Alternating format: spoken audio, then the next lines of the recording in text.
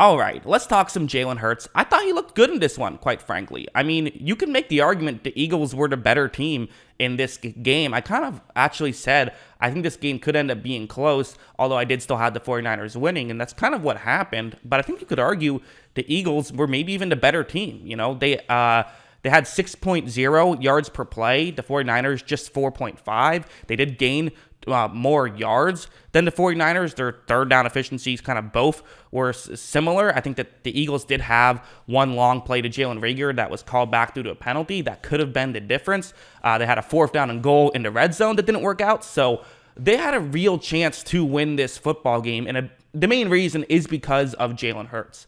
I know the stat line isn't crazy, only 190 yards, no passing touchdowns. But again, he had 82 rushing yards and a rushing touchdown. So that factors in. And he also only threw the ball 23 times. So 190 yards with 23 attempts, that's actually really good efficiency, especially when you have an additional 8.2 yards per carry to add on top of that. That's really good, I think, if you throw that all together. So let's get into the film study and talk about what I liked so much about Hurts. So we'll start off with this one. This one would have really helped his stats had it stood, had it counted. This is going to be at the 36-yard line. It's a cover one man play, and San Francisco tried playing some of this, which I was interested if we would see teams do a little bit, because when you look at the Eagles, typically, just thinking about it rationally, you would say, okay, you don't want to play man because Hurts can run. You're getting 5 guys turning their backs, and then he can, it's easier for him to run and pick up yards because there's just less defenders who are paying attention to him. Whereas in zone, there's just more guys looking at the quarterback who could run. But, we have seen teams like, for example, when the Patriots played the Ravens last year, play man against them. They, were basically able to shut down the passing game.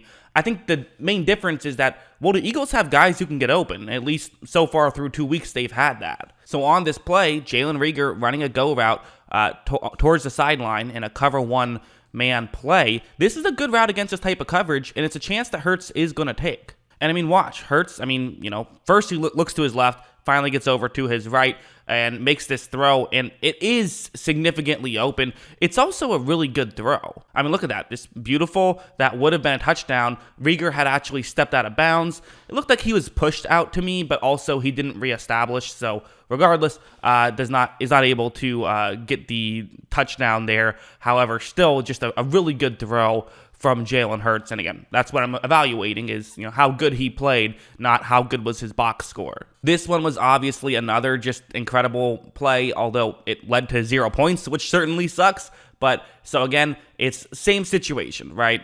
Same coverage, and it's a go route. It's, this is going to be on the offense's right, so same as last time there as well. This time it is Quez Watkins instead of Jalen Reagor, and watch what's going to happen on this one. So Hurts takes the snap, and again, this is going to work. Even though the corner was actually playing pretty far off, he's getting burned pretty deep here. And again, part of why you run that coverage is just, you hope to get a safety, right? Or force a quarterback to make a mistake, and you're kind of not expecting the Eagles to go long here, given the fact that they were backed up. They kind of want to make sure they don't give up a safety. So kind of a gutsy play call. I've been very impressed with this Eagles coaching staff, at least in terms of the offensive side of the ball through 2 weeks. And look, it's just a beautiful throw, and they nearly get the touchdown on this. Not quite, but they got close, and then obviously, as we know, went for the Philly special on 4th down, did not get it. But again, in terms of these plays are very good. And now let's talk about something like this, because again, listen,